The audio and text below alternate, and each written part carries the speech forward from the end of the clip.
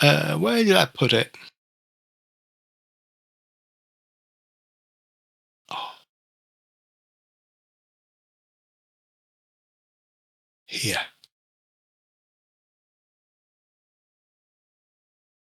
Sorry. Messing around, forgetting. It's a little bit like this.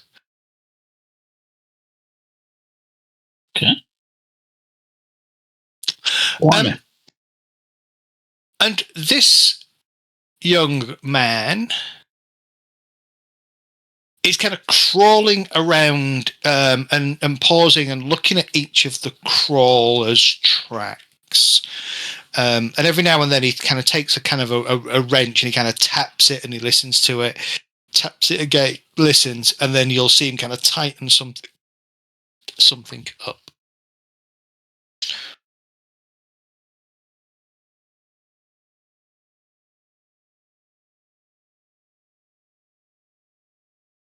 And what you have is what appears to be a rather interesting looking ATV. It's a crawler type ATV. You can see that it has a number of independently steered track systems. Each track system has multiple track systems layered alongside it. It looks incredibly, from what you can tell, this thing has redundancies built on top of redundancies.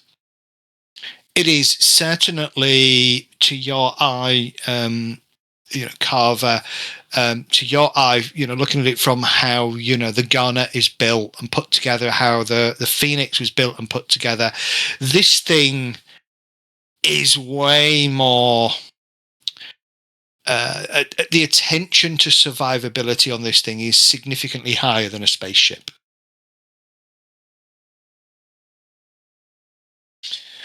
And as I say, you can see this lad. He's probably which is weird because survivability on the spaceship is quite high. It is. The heat shields, there'd be things to start working if something else breaks. Exactly. Keep you alive and keep you moving. Exactly. This lad looks to be about 20, 21, 22 years old, and he's kind of banging away and stuff and muttering and just kind of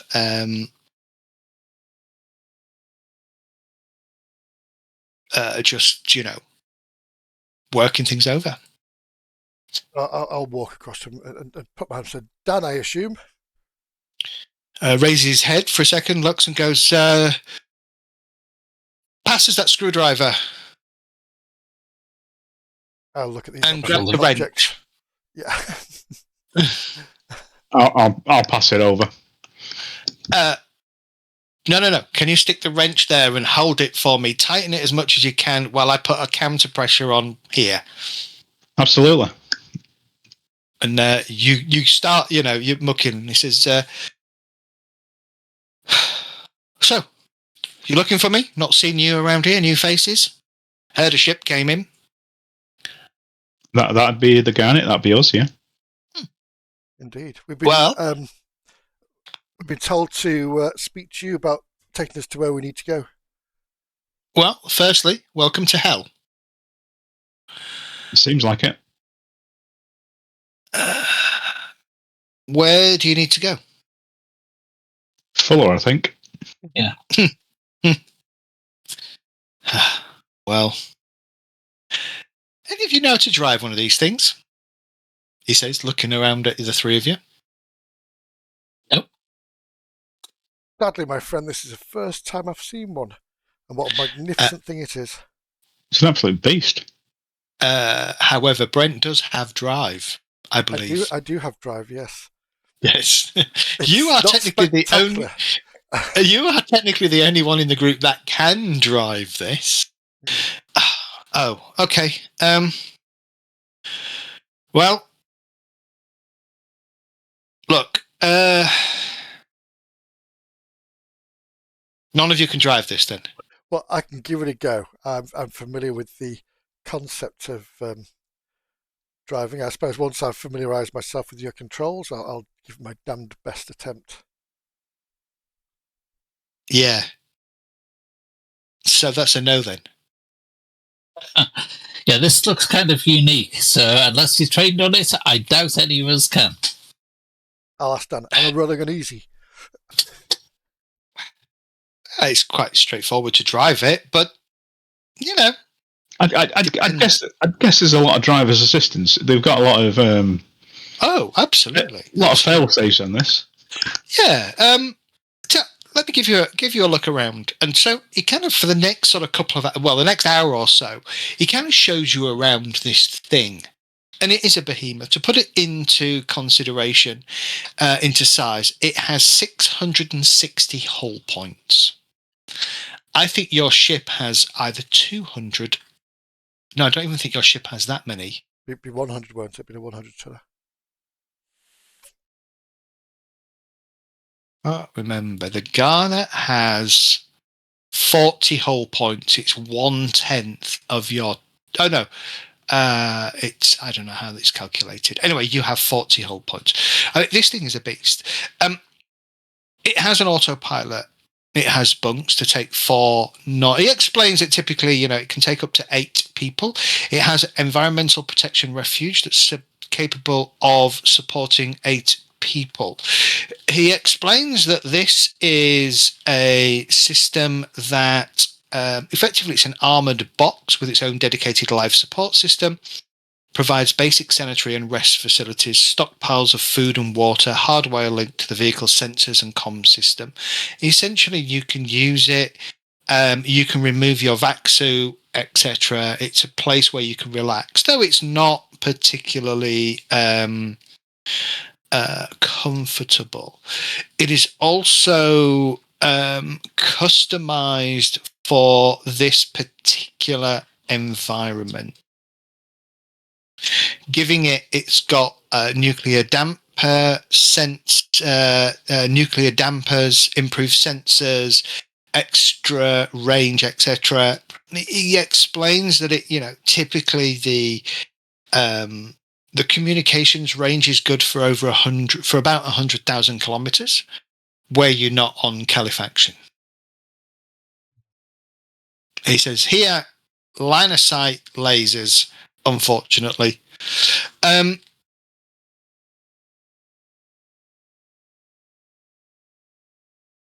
so ultimately, I mean, the ship, as far as you can tell, full decontamination capable, airlock, intermittent use, flexible tent airlocks, long duration life support system, enhanced heat management system, enhanced radiation protection. Hull is shielded against electromagnetic interference. Effectively designed and built to survive for the maximum amount of time on the planet. And he explains, it will, despite all this capability, he says, prolonged exposure to the bright side and direct starlight will quickly overwhelm it and destroy it. Understood. So, Carver, we're waiting here while he goes to get Sorrel. Is that right? Sounds about right. You can drive it, we can't.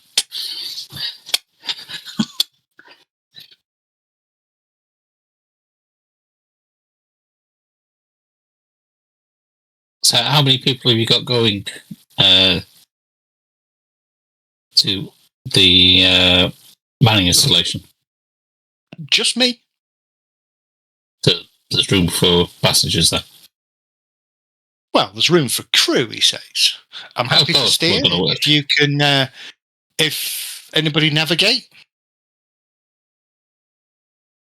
Yeah, I think that's me. Engineer? Mechanic? Yeah. Engineer. Okay. Well, we'll be going tomorrow first, 6 a.m. standard time. Okay. Till then, he shrugs. You got any specs on this that we can So what's up on? Ready for the trip tomorrow? You expecting a Haynes manual or something? Yeah. Equivalence type of thing, yeah.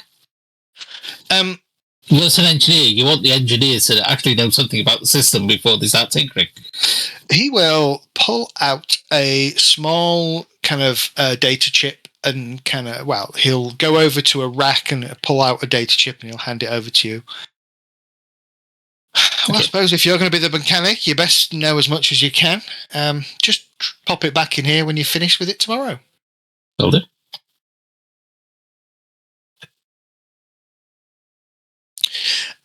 Looking at it through your computer system, it's a replow all-terrain vehicle designed for extreme environments.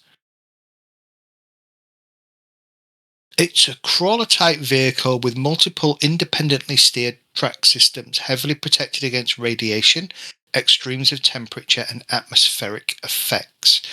Nuclear dampener system to create a reduced radiation area around the vehicle. Crew is normally 8 personnel. Simply driving the vehicle can be accomplished by a single individual.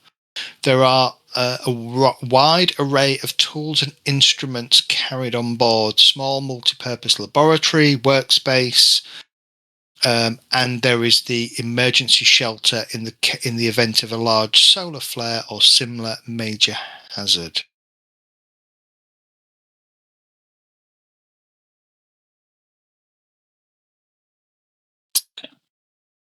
Well, I do believe there's a bar on this rock with our name on it. Yeah. He nods. Yeah, the wreck. Wonderful. How do we get there? Oh, back to main admin, and head out. Follow the above surface sealed kind of passageway over to the wreck. Okay. So, Wonderful, Dan. I'll shake his hand and we'll see you at 6 o'clock tomorrow morning. you go to the ship and unhook the fueling. This here, so this building here is the one that will have your 3 designated berths for sleep.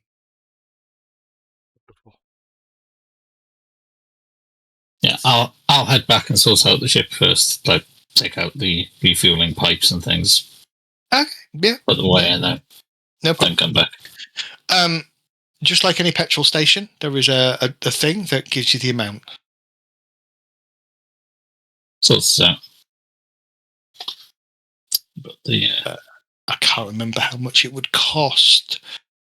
Unrefined fuel, I think, is 500 credits, right? Per ton. Or is that the cost of refined fuel? Can you start the ship refining it automatically, or? You can fly the ship on unrefined fuel, absolutely. It does impose penalties on your drunk drive and stuff, but you can fly it. No, but we can start refining the fuel before we take off, can't we? So we set it's doing the refining while we're travelling over to the mining installation. Hopefully it'll be refined by the time we've got back. You have fuel processor. It'll take a day to process the fuel. Yeah, I've got a feeling we're going to be longer than that.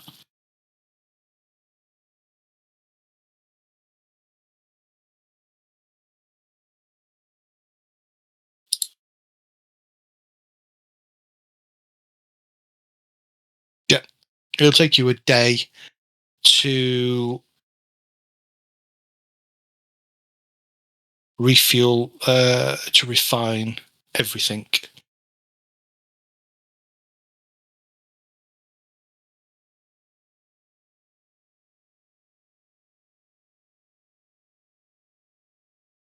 So I'm just looking for where it tells me the price. I know.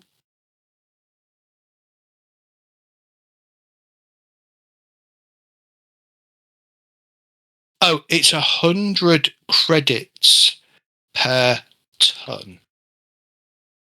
So 2,000 credits is the cost of your fuel. Yeah, no problem. Okay, so for the most part, I mean, you head yourself over to the wreck. Here, there is a sports hall, gym, hollow theatre, canteen, and attached to the canteen is a bar. You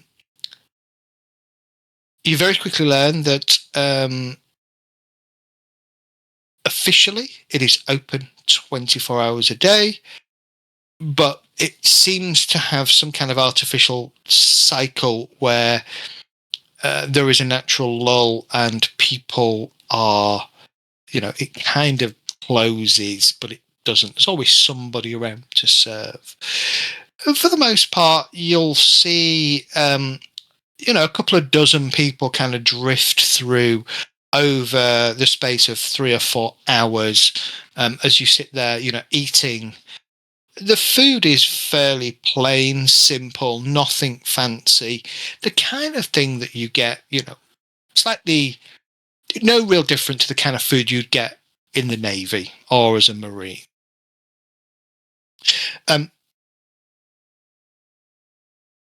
People acknowledge you, don't really bother you. Nobody really asks questions. It's almost like you're here, therefore you should be here. Mhm. Several people will look quizzically in Carver's direction at the shotgun, but beyond that, nobody comes and talks. Nobody bothers you.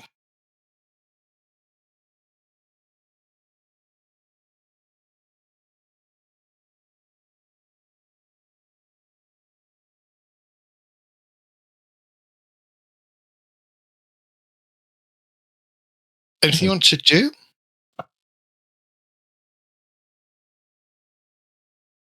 I just want to enjoy my meal. I think of my last. Yeah, yeah, relax and not drink. Yeah, not drink too much, but wet my palate. I'll eavesdrop a little bit and see what people are talking about. See if there's anything unusual going on that they're talking about in general. Okay. Other than that, nothing particular.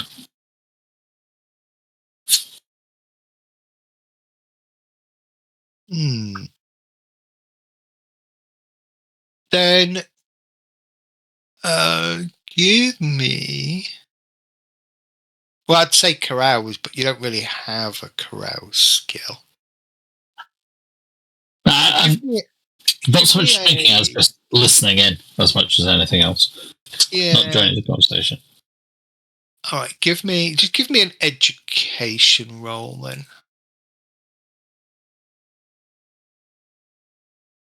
Looking for an average success. Yeah. Okay. Well, the conversation is just generally seems to be about day-to-day stuff, right? A couple of people moaning about the work that they're doing. Other people sort of talking about how long they've got left on this goddamn rock before they get their shore leave and they can head out. You don't pick up on anything that suggests there are any real issues. There's nothing beyond what you would expect a very small, tightly bound by absolute danger kind of crew would have. People are generally respectful of each other. Very few argue. There are a couple of points where there is definitely conversation that is bordering on argumentative, but nobody seems to really push it and lose temper. The big thing though is always you hear a couple of scientists, you believe they're scientists, talking about the next likely solar flare that's going to bathe Califaction in its glory, and kind of doesn't really answer, but there's generally you get the sense that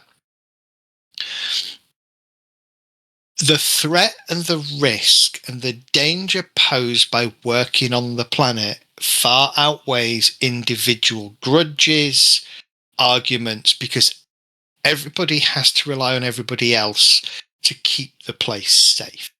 Yeah. Okay. And that's also kind of why, as you're kind of trying to pick these up, a number of people quietly do discuss Carver's shotgun. There's nobody else. You can't see security. You don't know who is or isn't security, but there doesn't appear to be anybody else carrying weapons. Whether it's a knife, a hatchet, a gun, etc. And there is a general, I hope he doesn't pull it out and use it, because the damage that could cause to some of the external tunnels could be catastrophic and cause significant significant risk to the local populace. But beyond that, people leave you all alone. Yeah. That's out reading the specs on this crawler. Oh, it's Just a nice crawler. Just have an idea what I'm doing if I need to. Yeah. So, so mechanically speaking, it uses the drive track skill. You gain a bonus to agility while using it. It's fairly slow. It has a range of about 600 kilometers. It can cruise to 900 if you go really slow. Very heavy, well armored, high quality navigation and high quality sensor systems. Though there are bits of the document that are very it's like a Hayes manual with local anecdotal information in sidebars, things like communication system is, huge, sensors are great. However, the general conditions of califaction mean that they're pointless. Yeah. And that it says, as line of sight communication over laser is the core thing. The other thing, though, that you note in this manual and stuff are things like the individually controlled and steered track system. Each track having multiple fail-safe tracks tied to it, and a couple of anecdotes that basically say very occasionally this thing can shed a track, but it's designed to keep going when it does. It's never had any critical failures of entire track systems.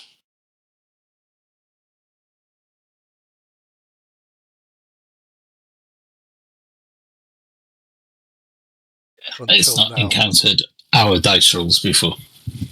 Not encountered your dice rolls before. I wanted to hear the story about Dave, who stayed here one night and nobody saw where he went. But then it was always a bad idea for Dave the Vampire to come to this planet. Yep, always a bad idea for Dave the Vampire to come here. Yes. Okay. Anything else you want to do? No, I think once I finish my drink and my food, I'm going to head back to get a good night's sleep. So now I'm going to be driving tomorrow. Okay. All right. Anybody else going to do anything beyond that? Or are you going to kind of just head back to the ATV bay the following day?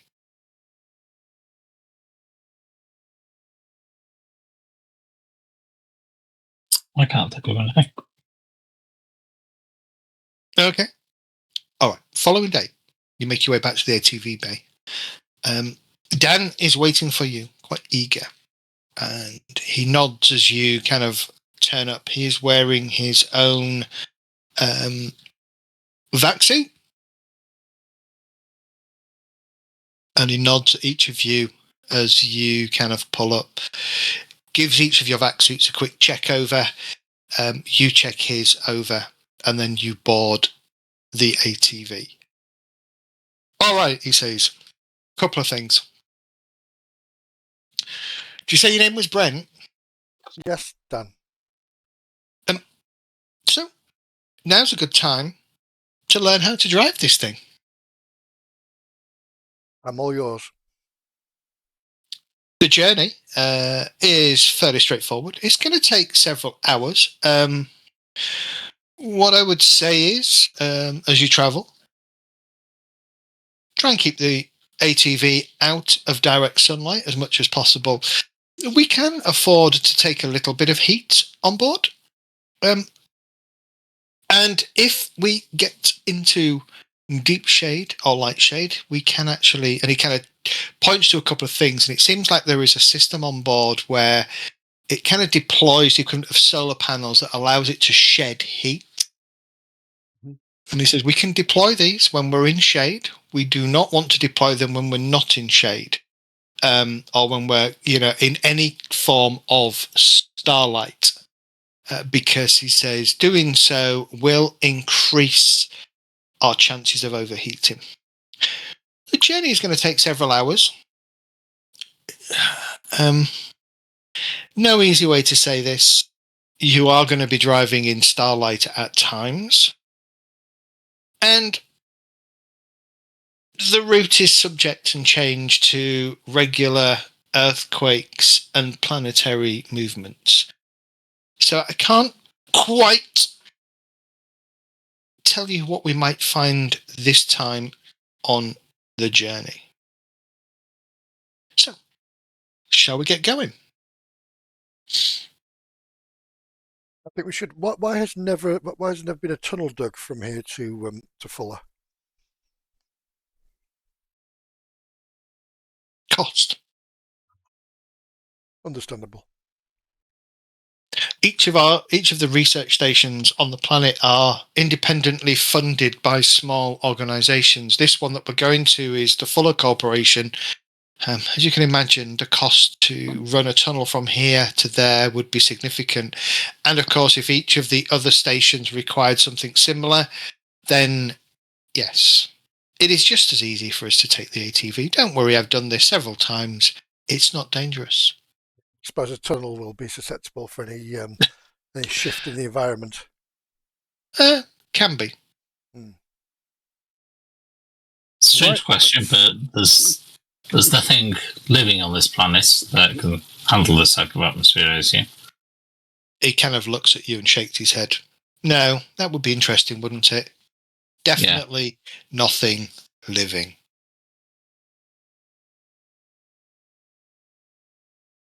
Apart from the soup dragon. Okay.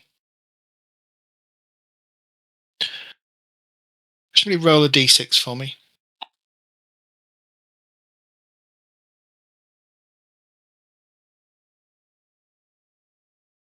I'm letting the pilot do it. I'm not going to kill us. But you're the pilot, Mehdi. No, I'm the driver. Yeah, the pilot in this case. You're the one steering us. You see my dice roll already. Oh. But that's awesome or really, really bad? Yeah. Well, next sort of 4 hours, you kind of drive along at a fairly steady speed. Following the course that Dan has programmed in navigationally, you were able to kind of move from deep shadow to light shade without ever really getting, and occasionally to partial shade. But for the most part, at no point do you get yourself fully exposed to starlight. And so you watch, the internal systems as they register radiation spikes, heat spikes, then they kind of decrease as you go into the shade. And in the light, in the dark, in the deep shade, sorry, what's it called? Yeah, deep shade. You're able to deploy these kind of heat vent systems, a bit like solar panels, to shed the light, and you're able to kind of see the light decrease. And this kind of goes on for, as I say, for 4 or so hours. And then ahead of you, you notice as you kind of proceed in the shadow of a tall escarpment, you notice ahead that appears to be some kind of reddish liquid. It seems to be bubbling and splattering out of this sides of this escarpment. Sensors aren't really telling you for how far, but it's directly in your path. And Dan kind of looks and goes, "Oh, well, wasn't expecting that. Closest thing we have to a waterfall, that." Just love. "Lava," he nods. Yeah. That's going to be hot. I could tell you what I would do, but I'm curious as to what you would do. We have a couple of choices. You could go straight past the lava flow, and he kind of points off in the distance through the view finder and kind of a path. He says, "But as you can see, those bits there, you're going to be in some direct contact with starlight.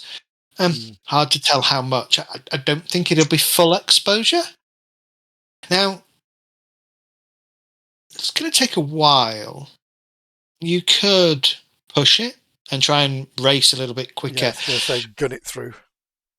Alternatively, we could take the long route round if you wished. I'm sure we can plot a course." And he points to some rocks kind of away from the escarpment.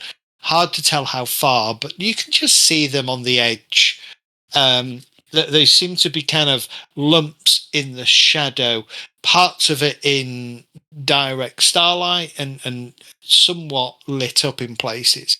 He said, "We can head that way. That's probably going to take a little bit longer to do that, but may prove to be more safe."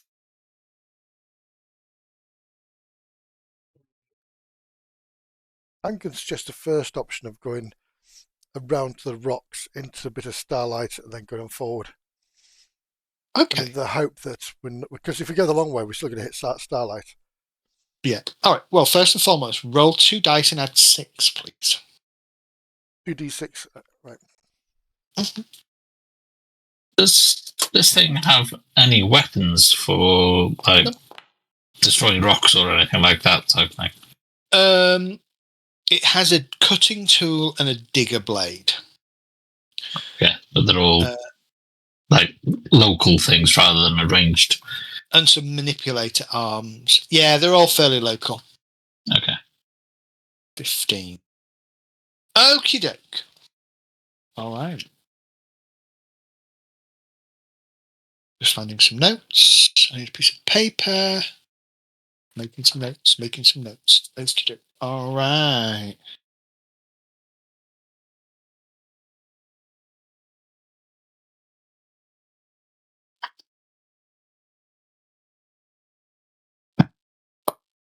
Right. Roll another d6 for me.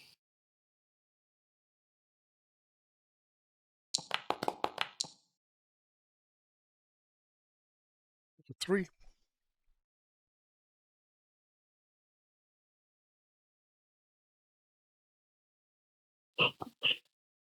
Okay.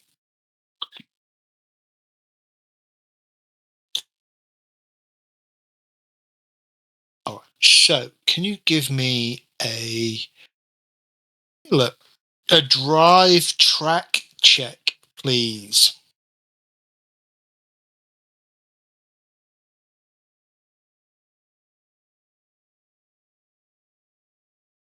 It's like we've had some slightly bad news from work, but it's fine. Deal with that tomorrow. Just an average. Yep, just make an average.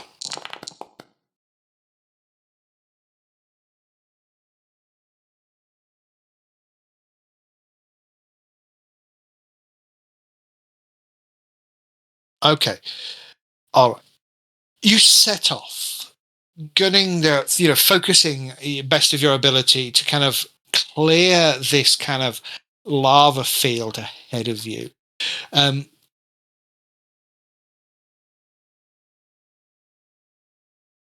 After 2 or 3 minutes,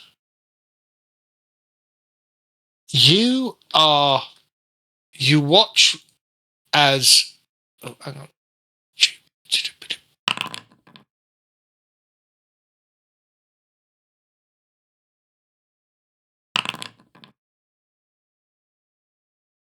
Jesus, man, what am I doing? Okay. The first 6 minutes of the journey is quite nail biting, and in fact, about 3 or so minutes into the journey, you watch with horror as a globule of lava spits out and washes over the ship.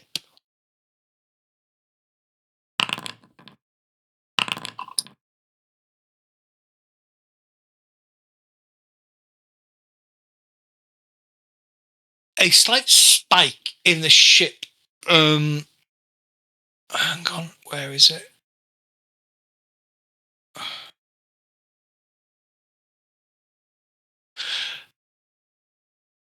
A slight spike in temperature as the lava kind of washes over and kind of runs down the side of the ship. There is some damage taken to the ship, to the crawler, but nothing too bad. However, then it happens again. I'll explain in a second what's going on, just so you know. I reckon I'm breaking the crust and releasing a bit of pressure. You are in cheapers. I also think I'm adding to the armour on the outside by just getting some cold rock on it. But it's not cold. No. So the way this works is every 6 minutes, we effectively run it in 6-minute cycles. Every 6 minutes, we look at where you are in terms of direct exposure or not direct exposure to starlight.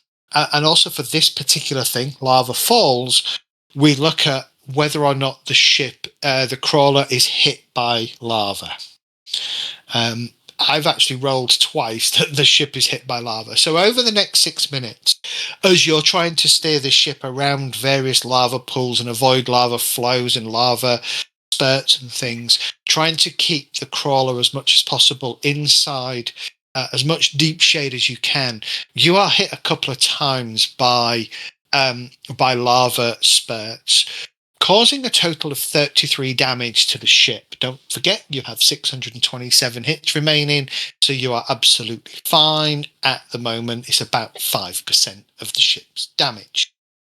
However, you are in partial shade during this period, which means you gain 2 points of heat. Your crawler has a maximum amount of heat that it can take, which is 33 points, before it starts to create significant load both on the crawler itself and the occupants. Over 33 points of heat damage for every 1 point of damage. For every additional 10 points of damage, you all take 1 point of heat damage.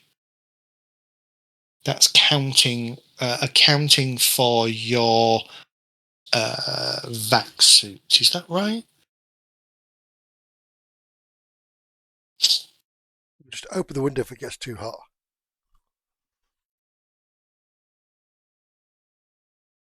You can just open the window if it gets too hot. Yeah, we'll push you outside if you do. Can you roll 2 dice minus 4, please? Sorry, 2 dice plus 4. Oh, +4. Right, that should Yeah. be 9 in that case. 9. Okay. Okay. At one point, as you're kind of driving, you suddenly see a huge rock just seems to bubble up from the ground directly in front of you. And before you can really do anything about it, you are smacked into this rock. Can everybody give me either an average strength or... Right.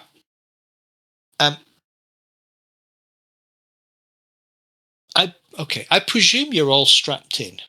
Mm-hmm. Oh, yeah. Okay, all right.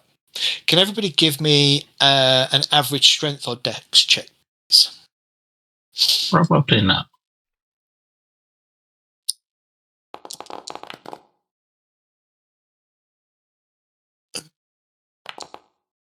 Oh, I love those dice. Carver. Marcus. Okay. Marcus and Brent, you both take 1 point of damage as you are jerked and thrown around in your harness. Roughly. Carver, you just ride. I'm just used to this shit. I'm just enjoying the fact that I'm not responsible for crashing the fuck out of it. Yep. I'm just like, this is what it feels like, is it? So it comes off endurance to start with, does it? And then It comes... choose. Ooh. Not how we do this. I know it comes off 1, and then you got the other 2 stats as well, haven't you? Yeah. You have, yeah. Let's just remind ourselves how damage works. Yeah. Damage is initially applied to a target's endurance. Yes, correct. Well remembered. We have not had enough combat in this game yet. Well, this isn't really combat. You're just battering us. Combat is lethal in this game. You don't want lots of combat. Okay. All right.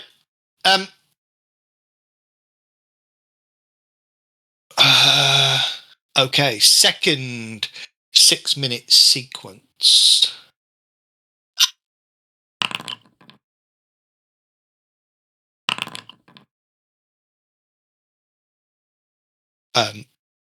Towards the end of that sequence, once again, you are hit by lava.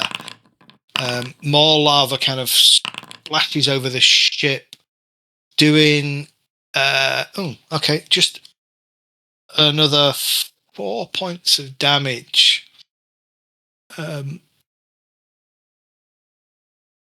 in mind, this is damage, not heat. And then a further 2 points of heat damage.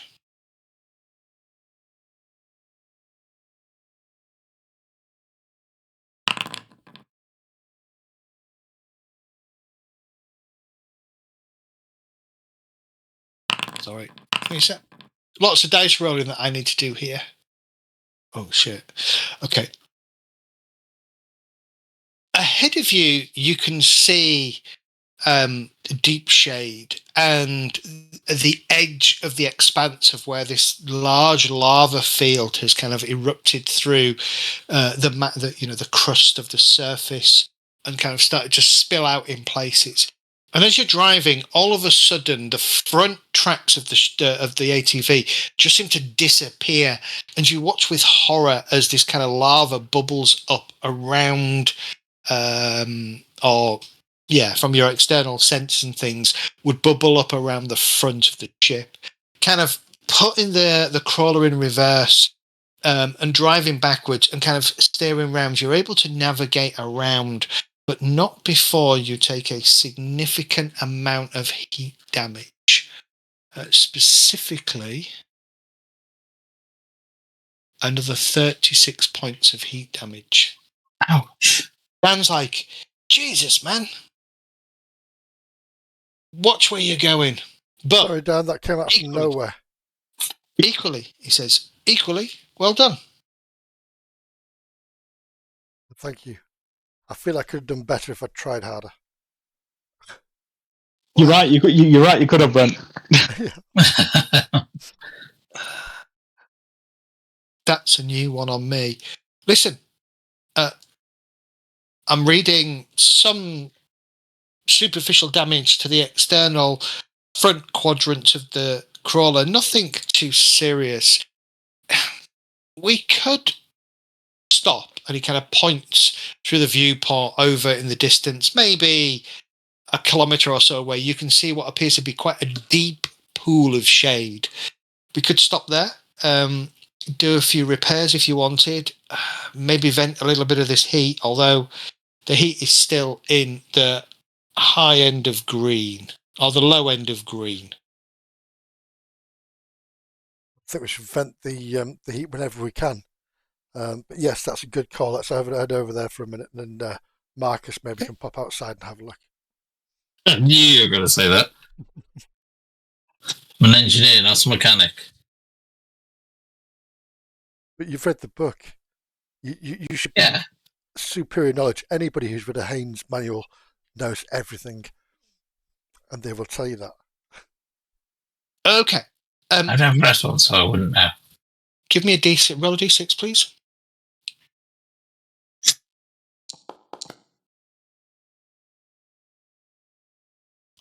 As you kind of hit that shade, continue forwards, you kind of bring the ship, the crawler down, slow down a little bit, and you deploy the vents and kind of vent the heat. And quite quickly, maybe again 5 or 6 minutes of traveling, you watch with satisfaction as the heat returns back to full green, and you know, from a heat perspective, everything is normal and acceptable. You continue onwards for another sort of 2 or 3 hours.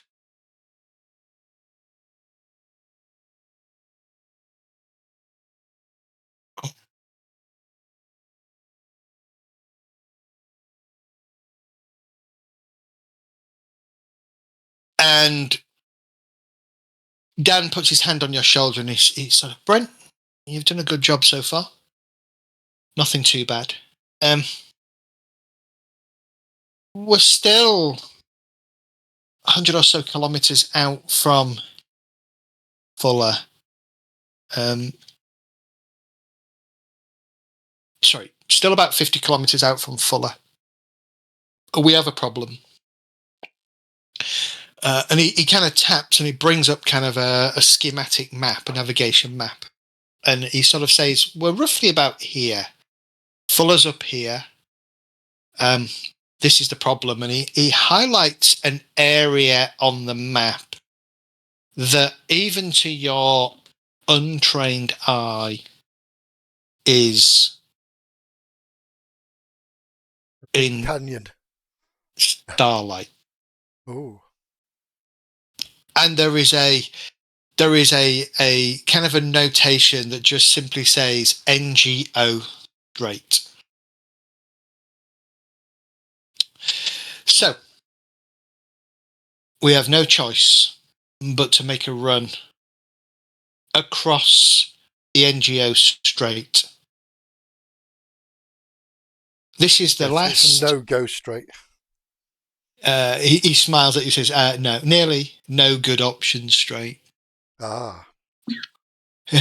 He says, there's a couple of options. Sometimes I do one, sometimes I do the other. The first option is put the pedal to the metal, go as fast as possible. Sometimes we can spend anywhere between 40 minutes. No, yeah, 14 minutes and 35 minutes in the sun, in the starlight, depending on how good we are at getting across. There is, however, just about the middle area, a fairly bad, rough section. I've seen several ATVs endure significant mishaps as they've gone hell for leather across that area. but it's I'm an a bit option. concerned about the damage we've taken from the lava on the front tracks. He nods. Yeah, it's a consideration. The alternative is, well, navigate your way across. It's slower. Still have to potentially navigate some rough, but not as much. We're effectively trying to pick our way through the rough as best as possible. It's usually quick. It's usually longer. More time in sunlight. Me, most of the time, unless I've got a dignitary on board, I do the health and leather. Yeah. I'm going to let you decide, he says with a smile as he kind of sits back. Okay, we'll gun it, and I'll trust for your knowledge to assist me in pointing out a safest routes to Okay. go. All right. I trust you, Dan. I'm in your hands. He nods. Well, floor it then, he says as he looks at you.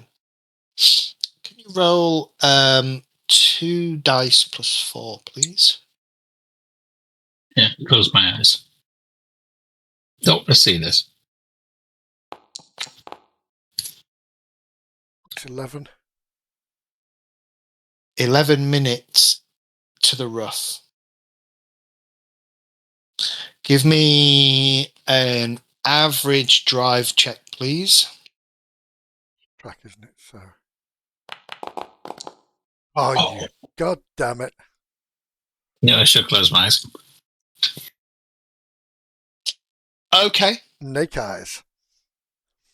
I want to That's use a luck before- point and re-roll that. That's before we get to the bad bit. Yeah.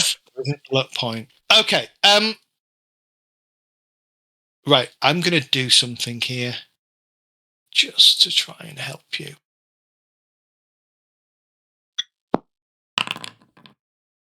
Yeah, we're going to send Brent out to push. Okay. So, can you just roll 2 dice, please? Now you roll decent. God damn it. Okay. Again, can all 3 of you this time take 1 point of damage as you are once again thrown and banged around as you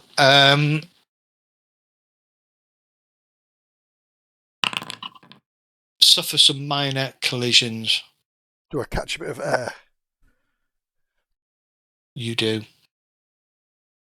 Okay.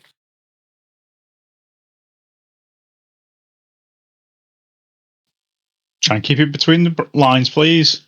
And on the ground. As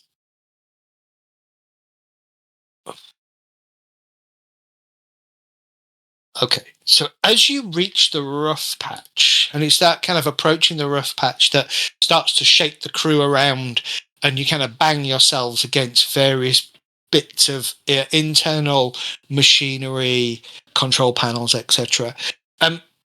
You watch with some alarm as your heat indicator has gone to about a third. Mm-hmm.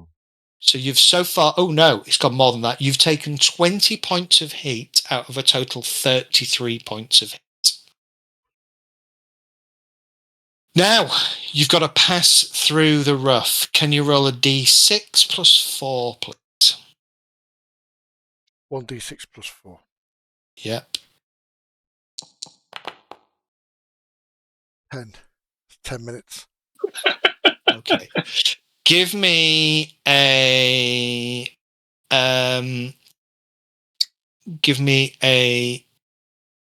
difficult roll, please. A difficult drive check, please. I was laughing at the expression on Zed's face there. Oh! You succeed. Okay. All right. Well, good news is you can traverse the rough without actually causing any mishaps on your ship. The bad news. Oh, well, okay.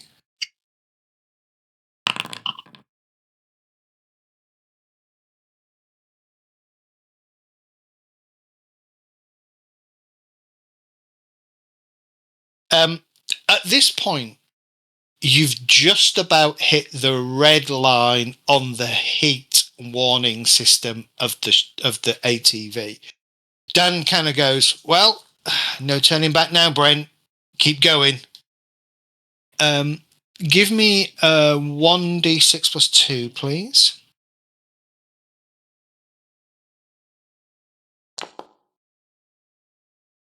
Five. Okay.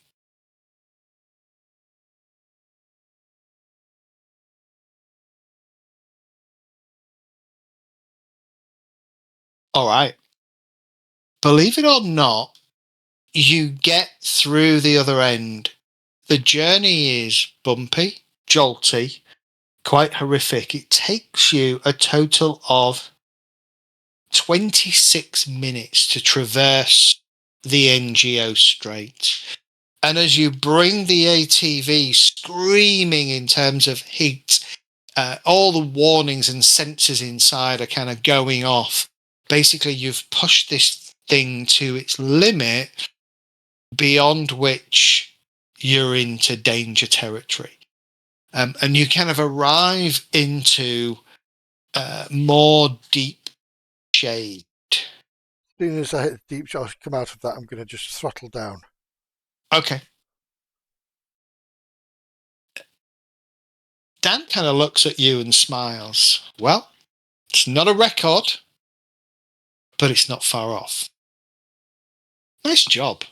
Especially traversing the rough. You seem to get a handle of it after slamming into the rocks. You A little said there's bit. a record. Yeah, there is a record. Yeah. Let's go back and try again. He looks at you. Can I borrow that shotgun for a second? No need. The record, he says, is 23 minutes. And you did it in 26 minutes. It's not too shoddy for a first try. That is not too shoddy for a first try.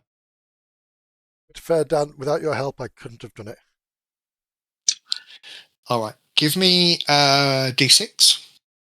We start opening the vents to start cooling it down. So 2. Right. Roll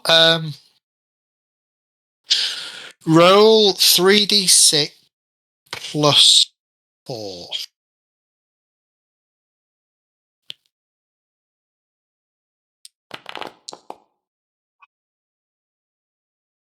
An 18.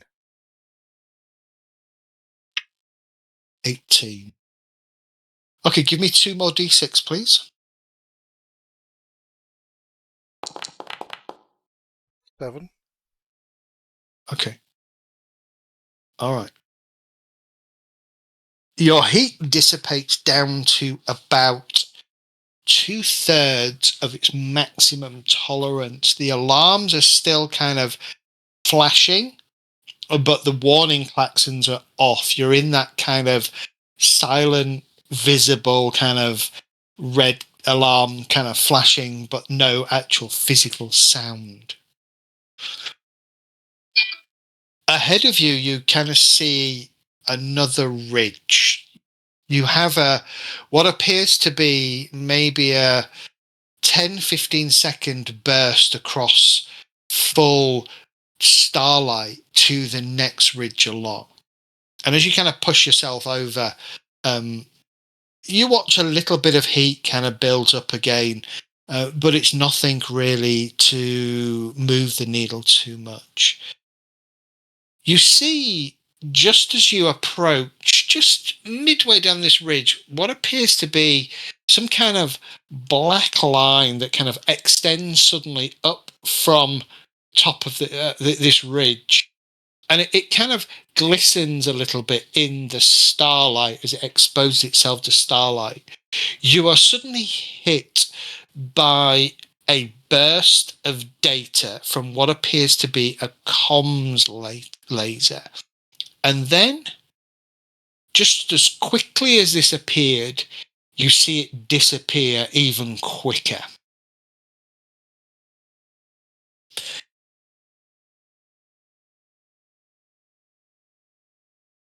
Looking at the data, it seems mostly to be telemetry on various vehicles, robots, as well as data on the status of comms towers here and there. You also get information on the settlement and Fuller mining station. Is there a personnel information on there? It would take you several hours to kind of wade through the amount of data you've been sent. However, who's on electronics? I've got electronics, but Okay. Brent is too busy driving, so Marcus, give me an electronics sensors roll, or computers roll, actually. that's the same anyway. Yeah, my dice roll tonight is spectacular. Doing really well, aren't we? Yeah. Okay.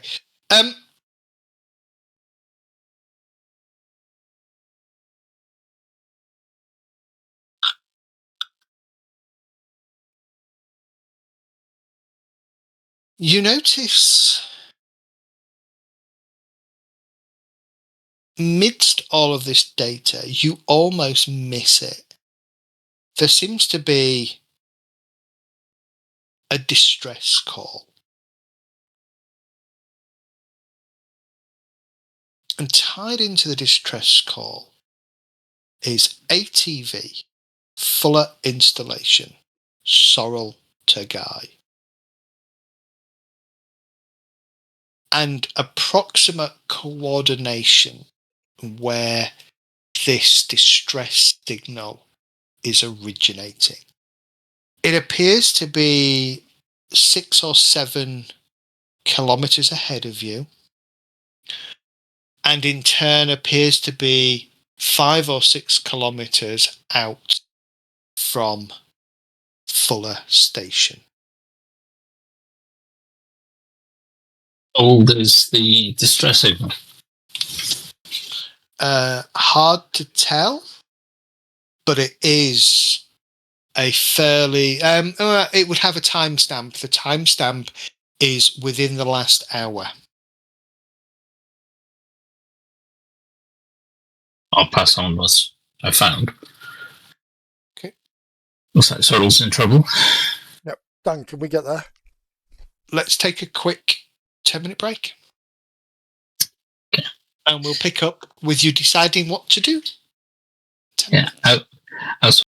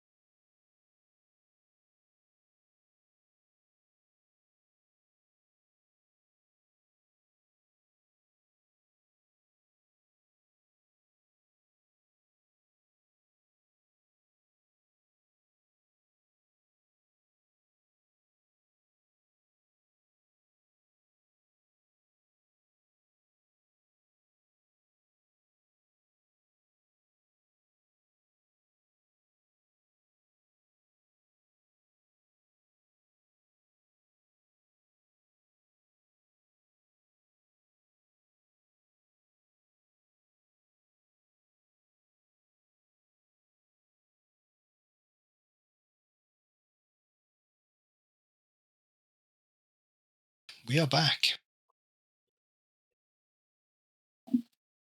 All right. So you have this distress signal. You have a set of coordinates. Do you want to give me a navigation roll, average, to see how accurate your plot to the coordinates are? Unless, of course, you're going to ignore them. Does anybody have navigation?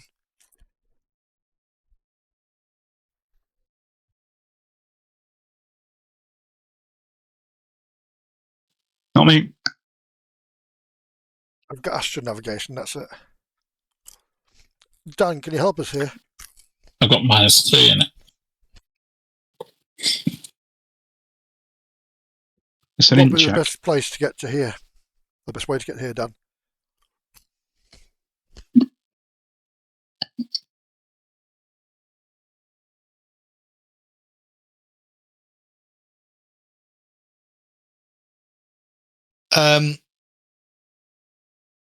Does nobody have navigation?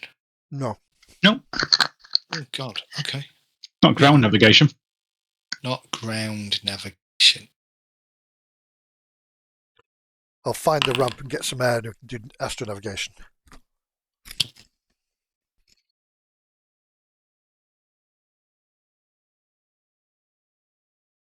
Okay. Can somebody roll 2d6 -6, please?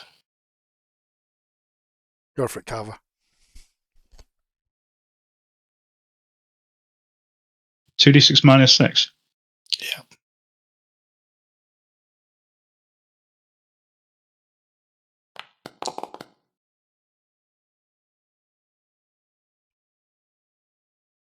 Okay. All right. Dan quickly pulls up a topological map of the area based on previous journeys that have been taken. And he kind of zooms in on the coordinates and then plots a fast course. And he sort of says, if you take this route, I estimate us getting there in about 4 to 5 minutes. We are going to risk, he says, we are going to be in partial shade for some of this journey. But I don't think that can be avoided unless we take this route. And he kind of highlights the secondary route, which is a much more circuitous route, probably tripling the amount of time it would take you to get there. No, let's get there as quick as possible. Give me a drive roll. It's average game. Mm.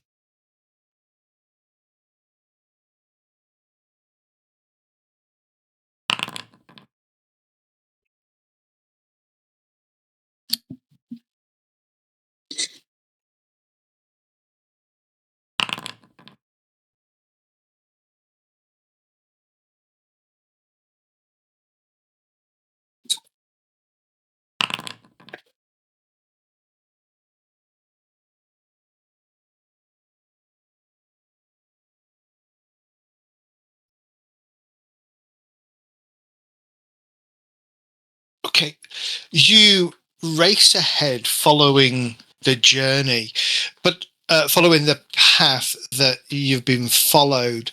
And then all of a sudden ahead of you, you notice you're probably about 1 kilometre out from where these coordinates are.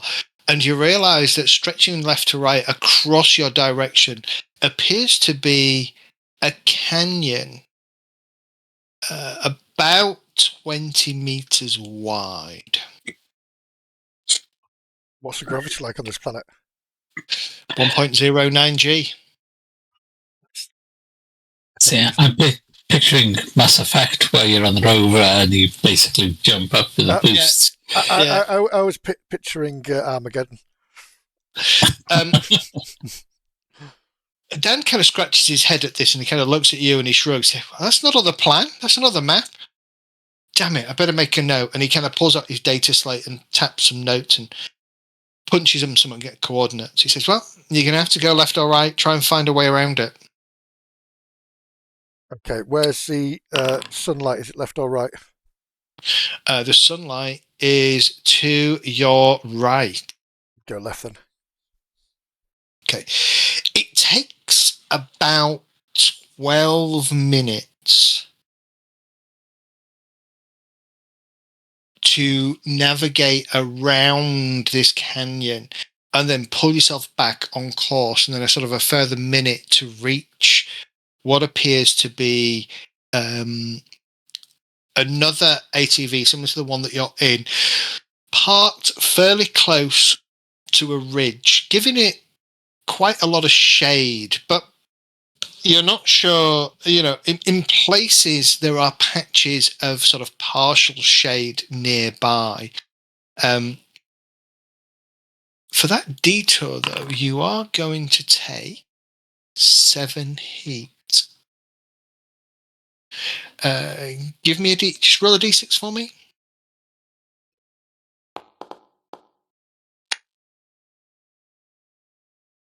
So 3. Yeah, you're up at 28 heat at the moment. Your alarm's starting to go from silent red to actual volume now, just low regular beeping sounds to warn you that you're approaching your heat threshold. Dan kind of looks and he goes, nothing for it. You have to get as close as possible. Ideally, if we can get close enough to overlap the nuclear dampeners, we should be able to survive for some time out in the open. Okay, Just make sure we're in as much shade as possible. Yeah. Can you give me a difficult drive check, please? Go on, puppy. Clearly not. Ish. You've broken our dice. You can't find a way to overlap the dampener field around the ATV with the other ATV and get yourself into deep shade. That puts you in light shade. Good news about light shade is you can vent heat in light shade, though it is not as effective as deep shade. Well, that's what we'll do anyway. We'll start venting it as best we can. Okay. You notice what appear to be a couple of robots outside the other ATV appear to have been given some kind of task to try and make repair. You notice that rather than figure out how to repair, a number of bits of track have been dumped in an untidy pile just near the rear part of the ATV. It looks like, as you approached, Dan suggests beaming a comms laser at the I was going to ATV. say open comms, yeah. Yeah, and sort of do emergency interrogative function, mostly just so that you can get an understanding of the state of affairs. You have a report that there is 2 people aboard out of an initial crew of 2. Both are alive. One is called Sorrel Tagai, and the other is called Kaig Husak. The vehicle has power, but it is immobile and has suffered serious damage. Cooling system is beginning to fail. You get no response initially.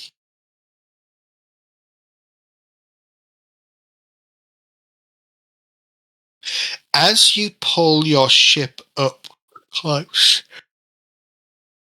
the other ATV's comms laser deploys and your screen lights up with a scene from inside the other vehicle. Sorrel and Kaig appear to be alive and uninjured. They're in a cramped space, suited but with helmets off. On Sorrel's face, the relief and delight at seeing somebody potentially rescuing them is suddenly replaced by astonishment as she sees Brent. Hey, kiddo, heard you need help. Brent, is that you? It is Sorrel. Nice to see you again. What are you doing out here in such a hellhole? I came looking for you. Well, that's useful. Guess you found me. Zah! Well, How can we get you out of this situation? I don't think we're going anywhere. It looks like we've suffered a catastrophic track malfunction. Seems we've shed an entire group instead of a single line. You got a These couple of tracks are bots out here designed. stripping them apart. Well, yeah, the tracks are designed to be redundant, keeping the vehicle moving, even when up to half of a group is gone. Didn't have much to do once the deployed robots. We checked the vehicle records. No known instances of losing a whole track cluster. A lot of information on how it's prevented. Guess we've either been super unlucky or the constructors have failed to mention something. Be damn sure I'll be putting it in my report when we get back to Fuller. Anyway, we managed to drag the ATV kicking and screaming under the ridge line. Get the robots out. We've got a bunch of busted robots, nothing else. Just hoped somebody would arrive to help us. Really surprised it's you, but happy. We've got to get the equipment on board our ATV over to your ATV. That's our priority. We've been out on a sample collecting mission, instrument maintenance trip. Can't lose the data. Valuable to the research at Fuller. Understood. You good with that? Yep, that's good. Can you get the robots to bring the equipment across? Robots are busted. Right, okay. And at this point, you notice they kind of just stood there, haven't moved. Probably fried. We have no robots on board, do we? No. Probably fried their electronics in the radiation. Look, whilst we're close together, we should be good.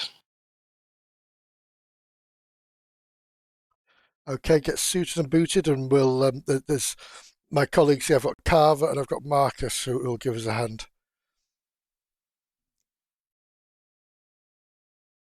All right, we'll wait for your arrival. Sorrel out, and the screen flicks off.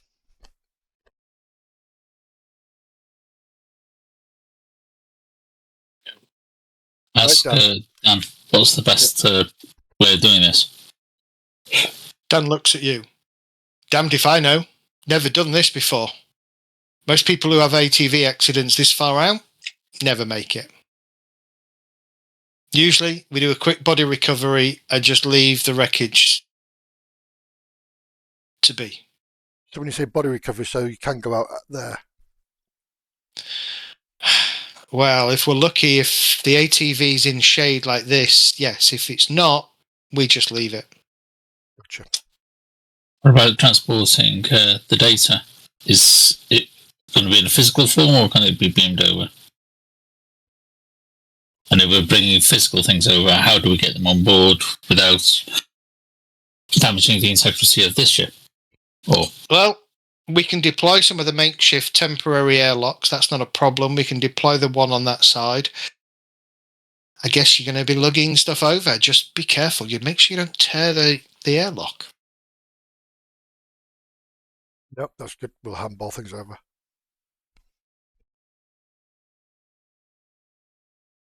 All right. Times are clicking on. Let's get going. Okay.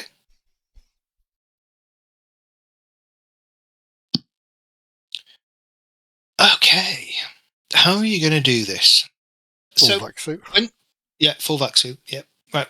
When you get over, there is a whole bunch of mobile scientific instrumentation, computers, lab equipment, and other components that Sorrel will want to be salvaged from the crippled ATV. It's going to take some time.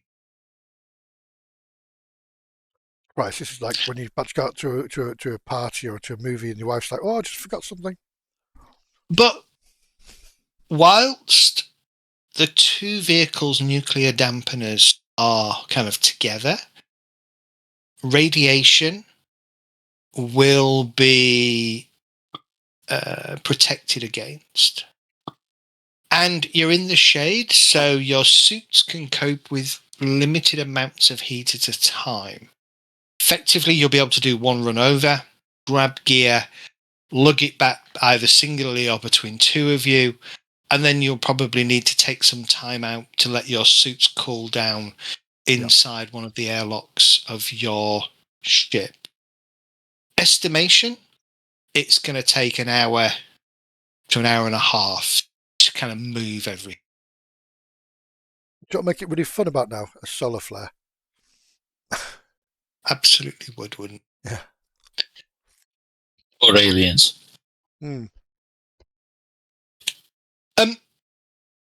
It's been about 40 or 50 minutes. Carver, Marcus, the two of you are just bringing equipment back, but you're carrying it between the two of you. Brent, you're about halfway.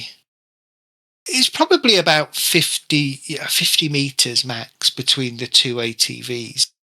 Not so far, but far enough that if you stood out sort of right in the middle where the fields overlap the weakest, you are getting bombarded by heat and a little bit of radiation. Yep. But you're about halfway. Coming towards you, you can see Sorrel. She's not too far away. She's kind of lugging something in her hands, computer terminal or computer system. And Kaig is heading.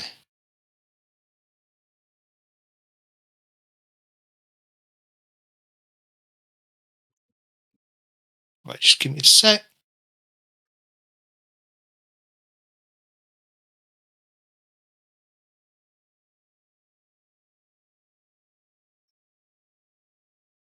Okay.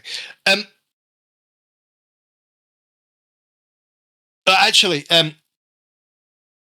yeah. So Brent, you're with Kaig, very close to their ATV.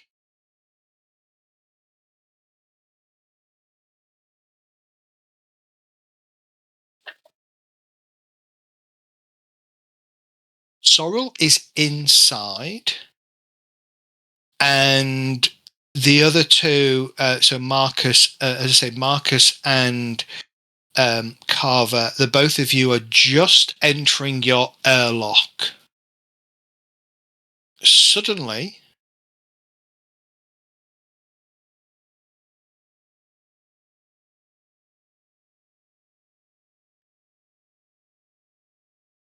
all of your so suddenly, Brent, your radiation alarm on your suit suddenly triggers, and you watch with alarm at the spike. It's gone from sort of low amber to mid red in terms of the amount of radiation you're being bombarded with.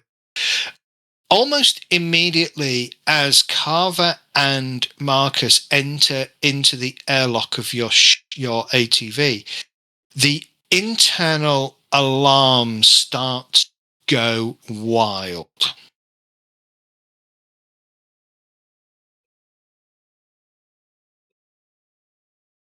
So we brought something in, or that's triggered it, or external factors. Do you want to check? Give me a electronic computers roll.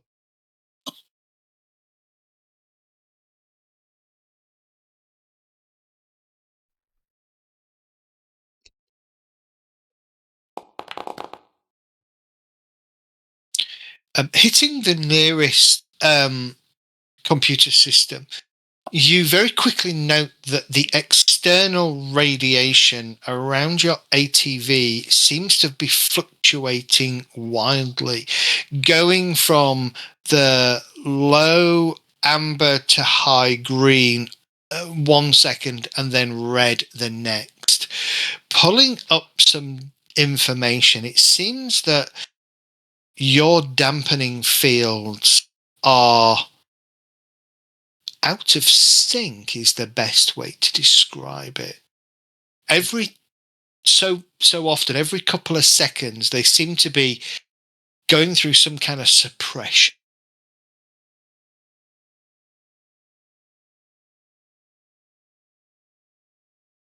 Can we pinpoint the source? Is it the two vehicles or something else that's interfering? Give me a electronic sensors roll. Can if we? you have it. Well, can we move out of the area whilst we're doing that? Yeah. In case Well, it is localized. We're in the airlock thing, aren't we? You've just gone inside your ATV. Mhm. You're through the airlock.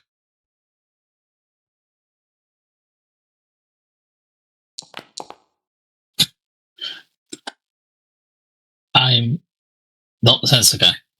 You're not the sensor guy. Yeah, you can't make any head nor tail of any of the sensor information that you are getting. Report back to General Crew. There's got to be somebody on here that is. Yeah. And tell them to run a sweep of the vehicle for anything that's causing this dampening field. Sorrel kind of comes over the comms. Shit, guys. Looks like our ATV's having a bit of a wobble. Dampener field, failure imminent. Probably about a minute. Suggest you get back to your vehicle as quickly as possible. I'll do what I can to get either fix this or get over to you. But it's going to be close. Oh, we've got the same problem here.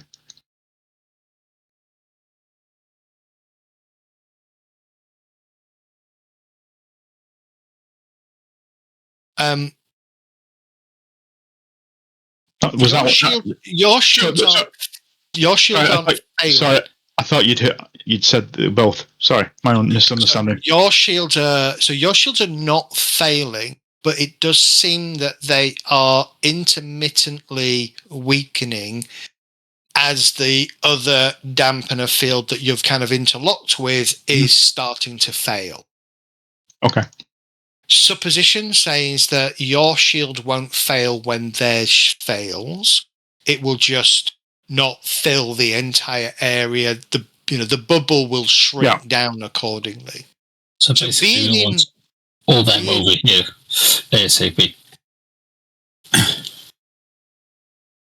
Yeah, being inside your field should be safe. So basically, because the sharing fields and one's failing, we're catching it on our side because it's in a circuit. Yeah. But as soon as that severs, we're fine. Okay. Correct. Yeah. Kaig looks to you, Brent, and kind of taps a helmet and points to your ATV. Yep. Go, Kaig, go.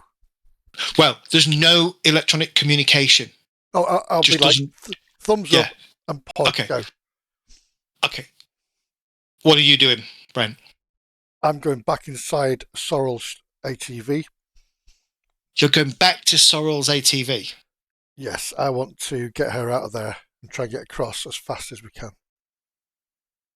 Okay. All right. Kay kind of looks at you, turns, and begins to run towards your ATV. Brent, you turn and you run to Sorrel's ATV.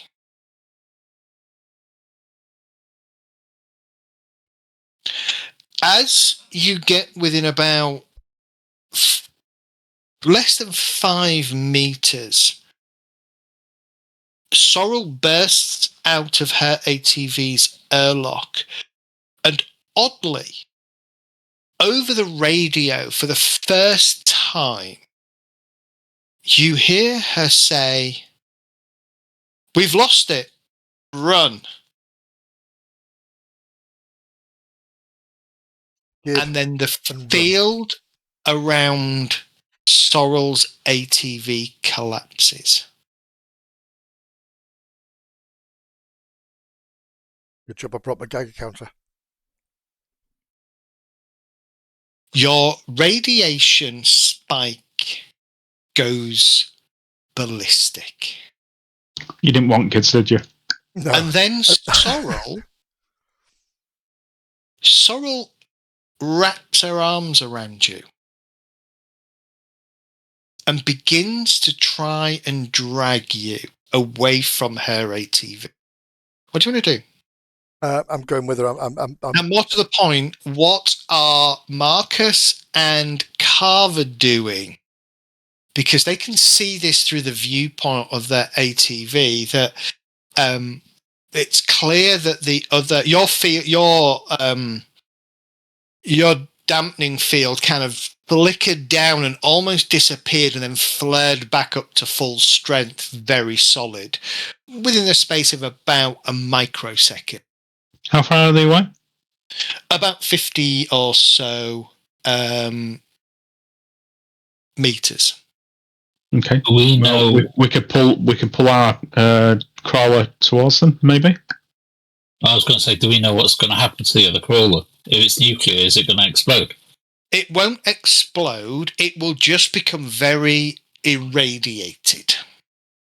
Right. Then yeah, moving closer is probably the better bet.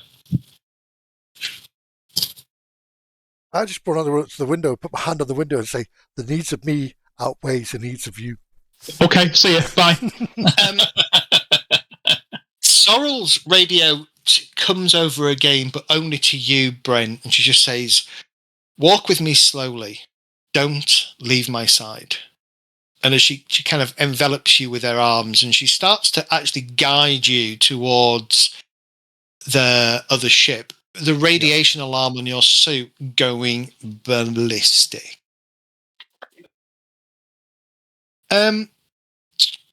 Marcus, you have medicine, don't you? Yeah. Give me a medicine roll. Great, that's it, but I am trying to. Nice. These two heading towards you are dead. Though, as far as it seems, they haven't really realized that yet. There is no way the amount of radiation that they are being bombarded with, there is zero chance that they will survive.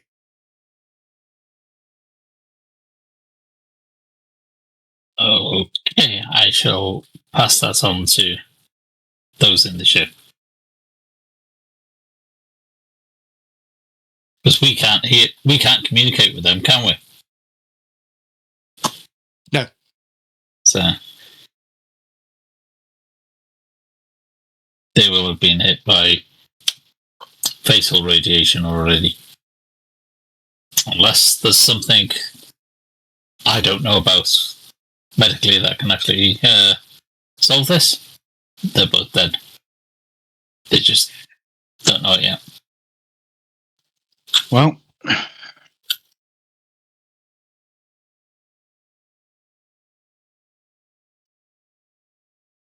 That's what we've got an airlock for. Brent, Yep. Sorrel and you you cross over, and you know when you've done it after what feels like a very long war, with you thinking, shit, the amount of radiation, I'm dead. I'm a dead man. I'm a dead man. We are dead people. And then you kind of go through your mind, it's like better to be close to your ATV because then at least they can recover the bodies and give you a proper burial, etc. And in your mind, that's kind of the thing that you're playing through as Sorrel and you cross the threshold and into the dampener field around your ATV.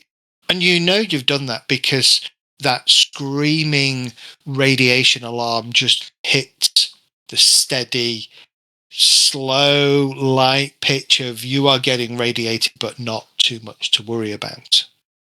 And then Sorrel kind of lets go of you, winks, and then carries on towards your airlock. Well, okay, I'm going to sort of stagger and then maybe just do that quick walk to catch up with her. Okay. And go, WTF?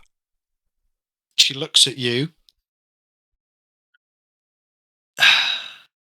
Cyborg, baby. Sorry about that, she says. Thought I could have fixed it. I'm an idiot. Anyway, let's get on board. But, Sorrel, we've just taken enough radiation to close down a small Russian city. What is this Russia you're talking about? No idea.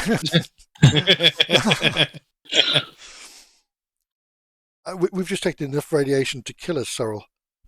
She winks at you and carries on walking. Stop doing that. It's really annoying. She You looks always back were a at bit you. of a pain in the ass. And again, the radio seems quite clear. She goes, I know. It's fun though, isn't it? Shall we? And she kind of puts her hand on your airlock, external airlock. You've got that crystal that's supposed to protect against radiation or something, haven't you? Not on me. I don't know. It's in the case in the ship, isn't it? I don't know what you did with it. I just knew that. It's in the case on the ship. Last I heard is you said you put it in your special pocket, so I assumed it was a butt plug, but yeah, Okay. you did say that. But Sorrel will step inside your airlock. Mhm. Are you going in with her? Yep. Okay. Airlock will close, and as always, it runs through a like a decontamination and analysis. Surprisingly to you, Marcus, they are both clean. No radiation. run it again. I was going to say, need to double check this. This is coming back as clean. Give me another computer roll. Well, I'm going to take up my Geiger counter while we're inside the airlock. Okay. I'll give us a once over with it. You will be. Computer stays clean a second time. And your Geiger counter, when you run it over the pair of you, clean. The hell? I'm going to ask Brent, have you got that thing that we found that That Sorrel is gave supposed us? to protect you? Yeah. No. Sorrel, do you have... And I'll say it's private comms if possible. Okay. Well, she's pulling her helmet off. Or I'll just say, do you have one of those crystals on you?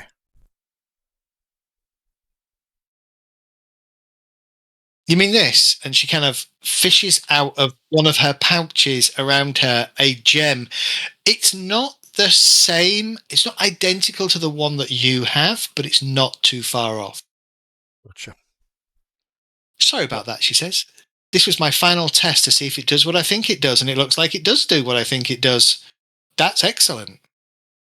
That is amazing. Yes. I wonder if we get enough of these, you can make a vac suit out of them. Well, you don't Well, need to. You Just wouldn't have to one just on carry you. one, don't you? Yeah. Yeah. Where's the one I sent you? It's on our ship, locked away safely. Oh, well, I mean, I suppose that's good, but Radiation? Duh. Yeah. Did you not figure that out? Well, we did, but honestly, I didn't think I'd bring it with me.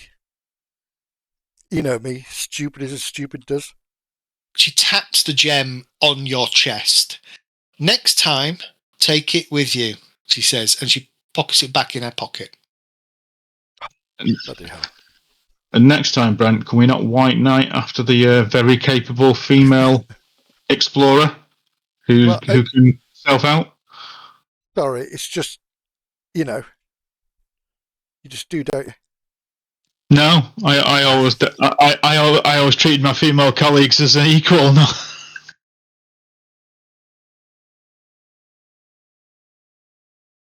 Well, I would equally leave both of you. So,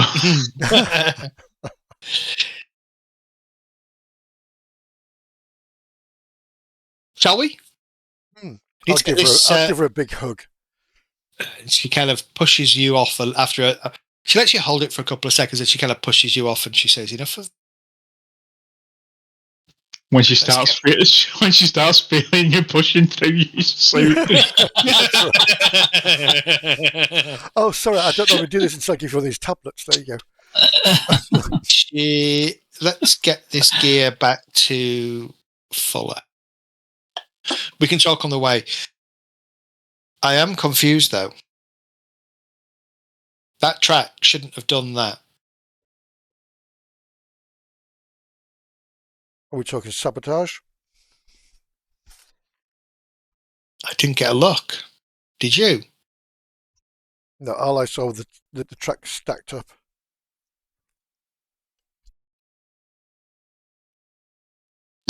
Because I didn't really give you a chance. Does anybody want to? If you want to roll an investigate against an average, if any of you succeed, we'll assume that you had a poke around the. Oh, look at that!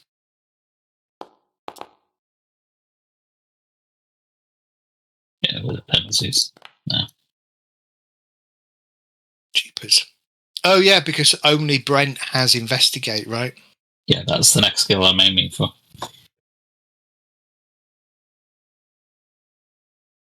So at the moment, it's looking like we do with pilots because we've got 2 ships, and drive because I don't know.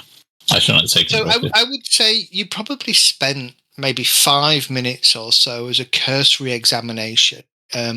You looked at the front of the first real chance you had to kind of examine the front of your ATV, especially since you put the front tracks through at least a little bit of light. There is signs of melting damage to the front tracks.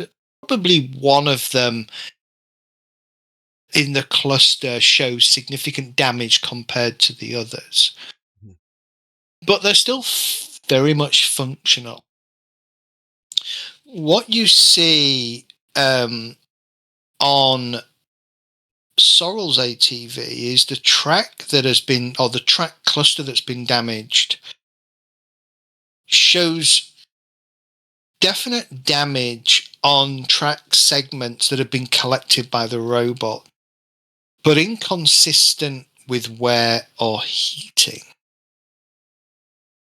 It seems that there are signs of melting on the tracks, but less about melting in lava or the natural conditions of califaction, and more the melting that you would associate with explosives. I'll mention it to Sorrel and point it out.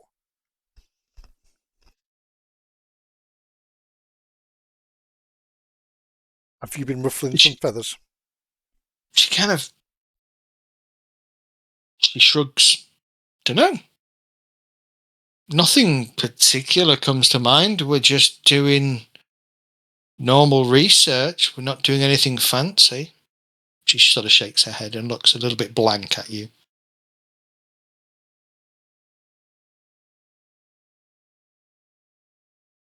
What sort of research are you doing? Are you doing ancient research or Well, company research. as you kind of settle back down and continue your journey, Dan takes over the driving at this point to give you a chance to kind of relax and to be double checked by Marcus to ensure that the machinery isn't reading. She kind of tells you that their mission was the usual kind of thing, dangerous as ever, but we've done this a number of times, so we'd managed the risks well. If what you say is true, I have no idea or who could be behind damaging the big one referred to a strange object of artificial origin, some kind of metal rod projecting up from the planetary crust to about 12 meters, wider and longer than the other. There are several of these, and the sample that I sent you has come from this rod. I think this was left by the ancients. And at that kind of Kay kind of looks up from where she sat quizzically, that kind of sharp look of, really? You're going to tell him this? Haven't been able to figure out what the function of the rod is, but every now and then we conduct experiments, such as feeding electrical signals into it. And now and then, some of those experiments result in minor changes being observed. This is what Kagan and I were doing. We were sending out pulses and waves of various amplitude. And she kind of nods towards the devices and electronic equipment that you've kind of stored in the corner. And she says, well, results are all on there. It's why we needed it back. It cost us too much to redo those experiments. I'd surmise that this gem that we had was somehow able to absorb energy, particularly ionizing radiation. I was pretty sure that it would protect me and anyone very close.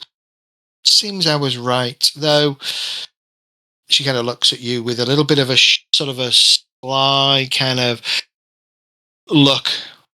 Sort of says, it was definitely a dangerous way to experiment, so I apologise, Brent.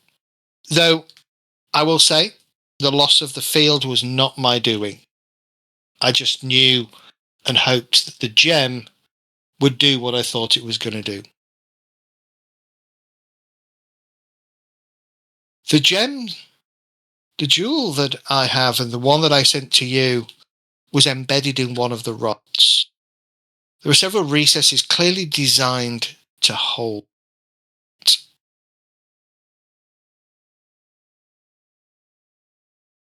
But until we can analyse the data, not much else to tell you. Have you ever thought that these gems that are embedded in the rods absorb radiation? Maybe it's collecting like a fuel, a power source for this rod? Possible. But when we took the jewels out, it seemed to make no difference. No difference, okay. The tectonic activity on this planet hasn't changed since you took them out? No. Okay.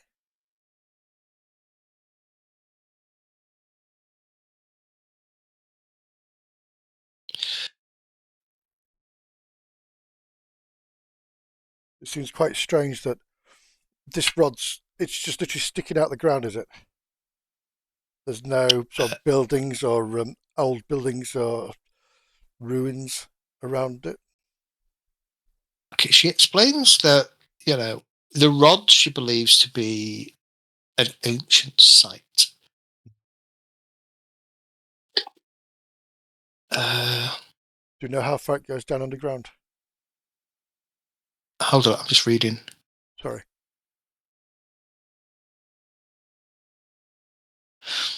She tells you that the rods are Fuller Station is built in, right, so Fuller Station is built on and around the rods itself. The rods are about 2.6 meters in diameter, running down from the surface. Heads of the rods more or less flat with an irregular pattern of ridges and troughs. She doesn't know, and they haven't measured how far down the rods go.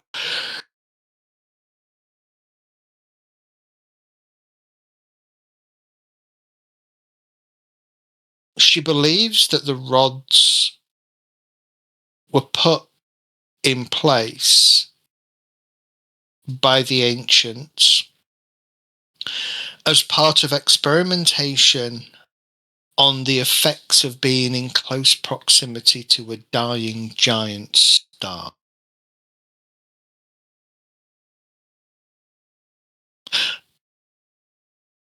Let me correct you.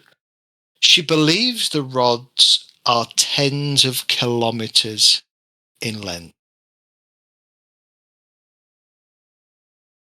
So it's going to the planet's core, basically. They haven't fully measured the entire. But yes, they believe it is driven deep into crust. Her hypothesis and that of the scientists at Fuller Experimental Mining Installation believe that it was they served as conduits for sensor data.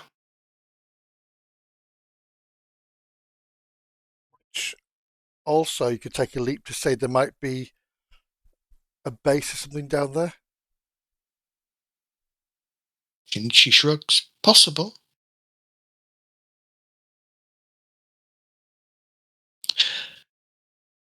In about half hour, 45 minutes of fairly steady, non-jarring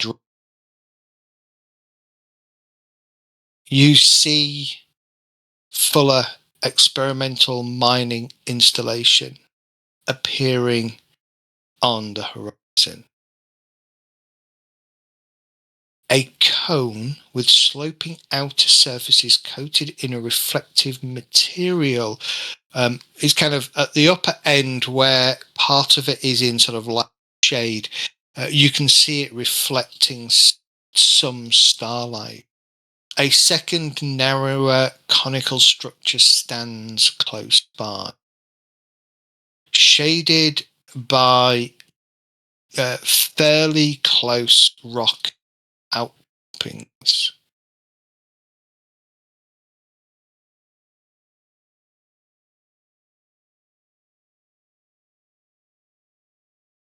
Just out of interest, Sorrel, what's the radiation levels inside here like?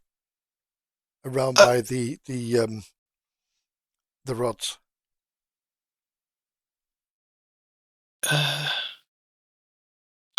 Well, she explains like Shelter Canyon Settlement that the station has its own nuclear dampeners, and therefore the radiation levels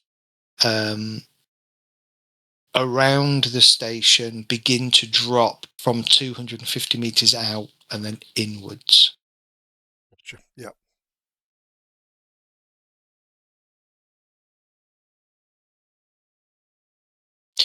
And I think at that point we will call it a night.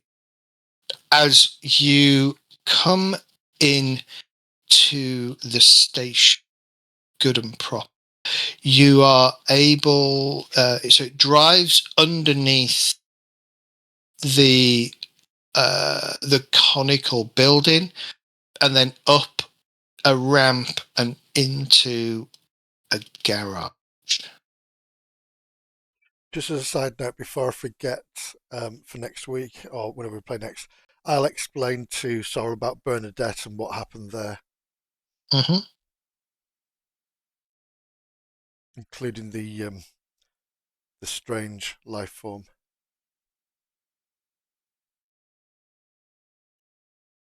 And the fact that we've nixed Bernadette's ship now, effectively. No, we've given it, won't we? So yeah. Yeah, but would Sorrel have claim to it as well? It wasn't Bernadette's, was it? No. It No. wasn't. Oh, she was just using it. So Bernadette had been sold it by Mercedes, but there's a possibility that Mercedes would still have ownership of the ship. Bernadette would have bought it to be there, like the captain. And do jobs for Mercedes and that sort of thing. Yeah. Okay. Awesome. I was about to start rolling up a character. Well, so you read it as it's written. It's supposed to be Kaeg that goes back, and then you watch from your ship as Kaeg and Sorrel stagger back.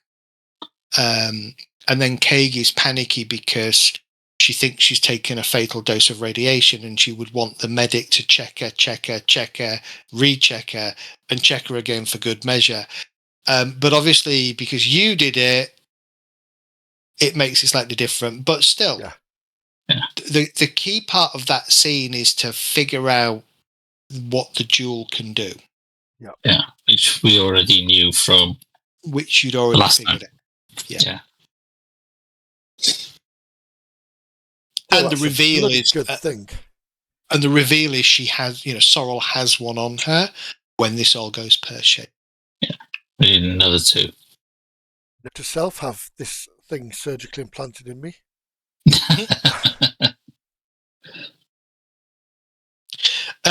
I think next week we will miss next week. I'm just thinking, Mehdi. Oh yeah, driving back and whatnot. Yep. You'll be driving back, and I'll probably be knackered after the long weekend of running games. So we'll miss next week. We'll reconvene the weekend. Okay. Sound good? Okay, cool. Yeah. Awesome. Cool. I hope you enjoyed tonight. Yeah. Still a little bit. I was pondering this earlier. It's still a little bit linear. I'm still kind of railroading you a little story. I believe my basic understanding of the next set of sequences is it becomes very much up to you how you respond and what you do with knowledge you learn. But we'll see.